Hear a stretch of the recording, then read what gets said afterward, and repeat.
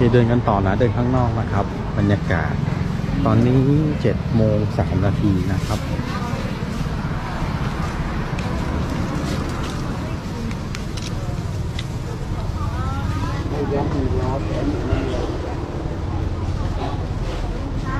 ของใส่บาตร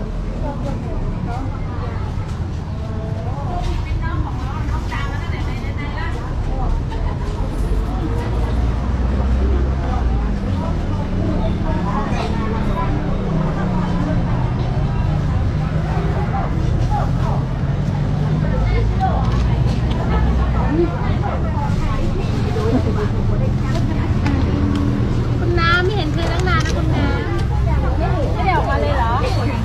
นี่เหมือนจะมีอาหารแบบอิสลามด้วยนะ